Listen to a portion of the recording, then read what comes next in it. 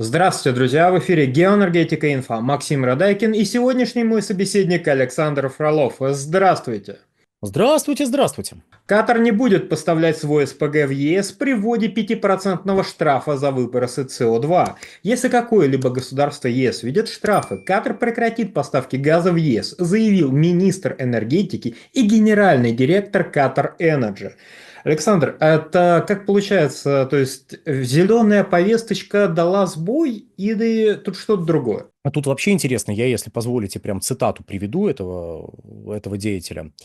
Если дело доходит до того, что я потеряю 5% от выручки, отправляясь в Европу, я не поеду в Европу. Я не блефую. 5% от выручки Qatar Energy означает 5% выручки государства Катар. Это деньги людей, поэтому я не могу потерять столько денег, и никто не примет, не примет потерю таких денег. А вот, собственно, о чем идет речь. Речь идет о том, что, Европа спасает планету, безусловно, спасает планету, спасает права человека, трудовые права. То есть речь идет о якобы, как сообщают мировые СМИ, о введении штрафов за несоблюдение критериев по выбросам парниковых газов, по несоблюдению прав человека и, значит, про трудовых прав. То есть, знаете как, мы вас накажем за то, что нам нужны ваши деньги, а еще вы обижаете щеночков. Тут нужно понимать, что, может быть, та сторона действительно обижает щеночков, но штраф вы на них хотите наложить не поэтому, а потому что хотите денег. Щеночки тут вообще ни при чем. Щеночков вы для того, чтобы показать, какие вы красивые, все в белом, вы их поэтому упоминаете. Нарушаются ли права человека где-нибудь в Катаре? Я не знаю. Но теоретически мы можем предположить, что какие-то права человека в Катаре действительно нарушаются. Что действительно в Катаре нарушаются какие-то вот права, связанные с трудовым законодательством. Очень может быть. Но можем ли мы заподозрить Европейский Союз в столь высоких моральных качествах, что он права человека оценил в 5% штраф? Ну, поясню свою мысль. Вот представим себе, что вот мы с Максимом очень сильно озаботились правами человека в «Семерочке». Знаете, магазин «Семерочка». Очень озаботились правами человека в «Семерочке». И вот мы, покупая там какие-то продукты, мы договорились, мы приходим в «Семерочку» и говорим: «Семерочка, мы требуем скинуть цену на 5% на все товары, потому что ты здесь нарушаешь трудовое законодательство и права человека». То есть, если бы мы такие высокоморальные персонажи, мы, наверное, мне так представляется, если мы вот прям так беспокоимся о чьих-то правах, мы, во-первых, перестанем покупать что-то в этой самой «Семерочке».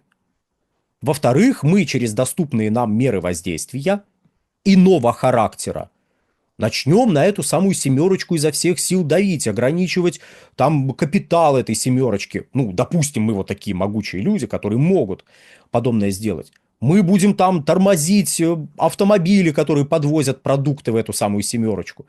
Что-то такое делать. Я слышал, что с какой-то страной, которая очень не нравится Европейскому Союзу сейчас, подобные вещи пытаются сделать. Перестали покупать уголь в этой стране, почти перестали покупать нефть. Почти. Так, знаете, чуть-чуть все еще покупают, но вот почти перестали. Какие-то санкции против нее вводят, потому что эта страна, очень не нравится.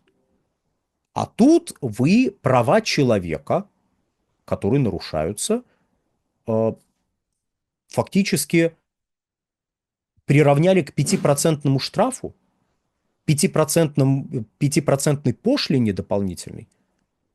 Что-то не сходится. По крайней мере, на моей морально-этической карте это выглядит очень странно. То есть Катар по этой логике что должен сделать? Мама родная, я не хочу платить, я не хочу, чтобы вот дополнительно пошлина была 5%. Вы знаете, сейчас права человека начну соблюдать, быстро инвестирую необходимые средства в сокращение выбросов парниковых газов. Раз большие ребята сказали, что я выбрасываю, значит, правда выбрасываю. Они же не могут приврать. Они ж не могут нанять каких-то людей, которые скажут, да-да, у них там выбросы, вообще, ждуть просто они выбросы. Поэтому надо что-то с этим делать. Ну, у меня выбросы. Я вот сейчас денежку найду, инвестирую, тут вот денежку найду, начну людям, не знаю, больше платить, трудовое законодательство соблюдать. Это так должно работать? Ну, по логике, если мы на полном серьезе считаем, что СО2, ну, видимо, и метан выбрасывают в атмосферу, парниковые газы, значит, чьи-то права нарушают, трудовое законодательство, ну, как-то международно признанное, вот прям не соблюдают. То есть Катар должен сделать выводы и исправиться. Вы можете, дорогие наши зрители, подобное представить, что кто-то, какая-то страна, которые говорят, 5% пошлины, такая, мама родная, что же мне делать? И идет исправляться. Нет. Да и все понимают, что это бред какой-то. Ну, если мы серьезно относимся к данному заявлению. Это очевидная попытка просто немножечко обложить дополнительными налогами. Ну, по сути, получить газ дешевле. Компенсировав вот какие-то объемы, компенсировав часть цены, по которой вам этот газ продается. Все. Ну и реакция Катара в этой ситуации более чем логична. И серии «Вы кто?» Я в данном случае, знаете, это надо воспринимать как художественный образ, то, что я сейчас буду говорить. Но, по сути, Катар в лице вот данного чудесного человека говорит, вы кто вообще? Вы кем себя возомнили, а? Не, он, конечно, приврал, что это 5%, которые недополучит Катар. Я сейчас объясню, почему приврал, и почему именно вот в этой части моего высказывания эта информация будет наиболее уместна. Вы кем себя возомнили? Вы что, пуп земли? Вы единственный рынок сбыта, что ли? Вы даже для нас не главный рынок сбыта. Катар большую часть газа отправляет в Азиатско-Тихоокеанский регион. Делает он это уже на протяжении лет 13-14. Более 75% всего экспортируемого сжиженного природного газа из Катара идет в Азиатско-Тихоокеанский регион. Основной потребитель новых объемов газа, который Катар собирается выводить на рынок в ближайшие годы, основной потребитель, опять же, Азиатско-Тихоокеанский регион. Европейский рынок на этом фоне, не сказать, что статистическая погрешность, но туда везется, ну, из более чем 100 миллиардов кубических метров, ну, где-то 20 миллиардов кубов. Может, даже чуть меньше. 20 миллиардов кубов Катар найдет, куда пристроить. Тем более в условиях отсутствия избытка предложения, ну, которое сейчас вот наблюдается, Катар действительно может себе позволить сказать, погодите, в смысле? Ну, мы тогда к вам не повезем. Мы считаем, что это нарушение контрактных обязательств. Извините, до свидания. Вы откуда это взяли, вот эти 5%? Мы повезем вот этим, вот этим, вот этим. А почему мы думаем, что там возьмут? Ну так, оттуда кто-нибудь газочек повезет к вам. И вы не поверите. Газочек для вас подорожает. И вы будете платить больше. Мы свой газок пристроим, а вы заплатите больше. Поэтому, извините, подвиньтесь. Но разговаривать с позиции силы при таких вводных немножечко абсурдно. А Евросоюз все еще мнит, что он может с кем-то разговаривать с позиции силы. Особенно в области энергоносителей. То есть квазигосударственное образование, которое загнало само себя в жесточайшую зависимость от ряда поставщиков, ограничив их количество, сейчас пытается одному из этих поставщиков позакручивать гайки. Этот поставщик просто, знаете, с удивлением должен посмотреть, что, собственно, и происходит. Сказать, минуточку, вы о чем? Почему, собственно, не 5% потеряет Катар? Да потому что 20 миллиардов кубов идет из более чем 100 миллиардов кубов СПГ, которые экспортирует Катар, идет в Европейский Союз. 20. Ну, 5% это, знаете, не 5% потеряет Катар. Катар потеряет меньше 5%. Но, тем не менее, какие-то деньги он потеряет. То есть это 5% от 20 миллиардов. 20 миллиардов это лишь часть того, что экспортируется Катаром. Ну, соответственно, это не 5% от всей совокупности поставляемого, да, от всей стоимости экспортируемого газа. Вот. Кстати, не хотят ли у нас, ну, вдруг у нас есть какие-нибудь уважаемые эксперты, лидеры общественного мнения, объяснить Катару, что он неправильно себя ведет. И последнее, что я обещал раскрыть, вот, ну, раскрываю. Европейский Союз, на что уже обращали внимание в Азербайджане, ну и вот сейчас будут обращать внимание в Катаре, неоднократно в лице лучших своих представителей, которых тут переизбрали, и сказали: владей нами, Урсула, владей, ух, как здорово ты прям управляешь, нам понравилось. Весь твой предыдущий срок правления – это непрерывный рост, просто непреодолимый барьер, в смысле преодоленные барьеры. Управляй. Так вот, вот эти люди неоднократно заявляли, Урсула и ее вот эта шайка-лейка: ребята, мы скоро будем избавляться от ископаемого топлива. Сначала от российского к 27 году. Если, и знаете, звездочка и сносочка такая мелким шрифтом. Если получится.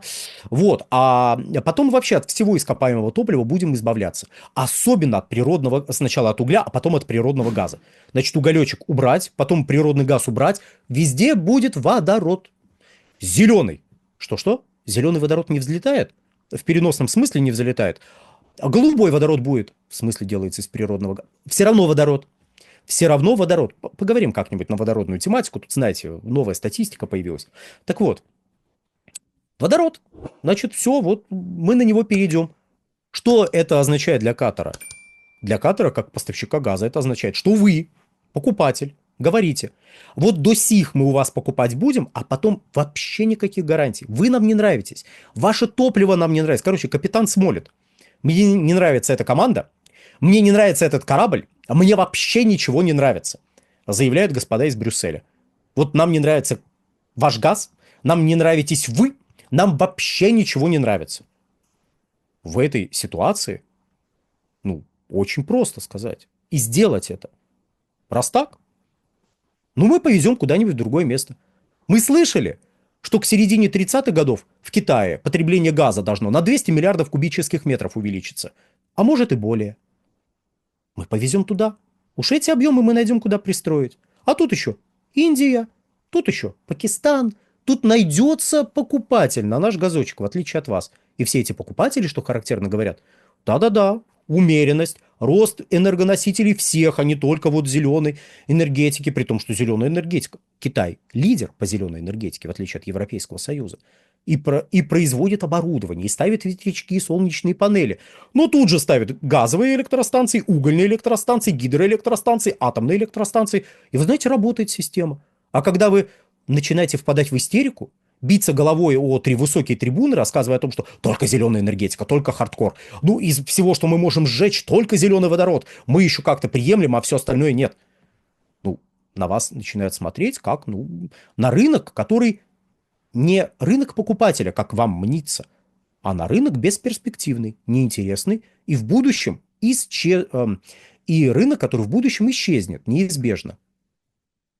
Поэтому выступать с позиции силы в текущих условиях вы не только не можете себе позволить, но вы должны быть готовы к тому, что вам начнут выкручивать руки поставщики газа, если захотят.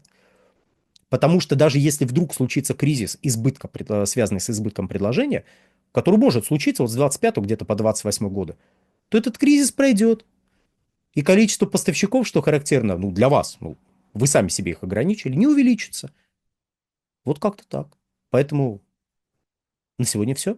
Всего хорошего. Александр, большое спасибо за комментарий. Друзья, подписываемся на Александра Фролова, подписываемся на Геоэнергетика Инфо. Ссылка будет в описании и закрепленном комментарии. Там же будут реквизиты для желающих финансово поддержать наш проект, чтобы мы и дальше также бодро вещали на всех площадках без монетизации. Спасибо, до новых встреч. Всего хорошего, да, и подпишитесь на телеграм-канал «Нефтегазовая игра» и телеграм-канал «Инфотек». Все, всего хорошего.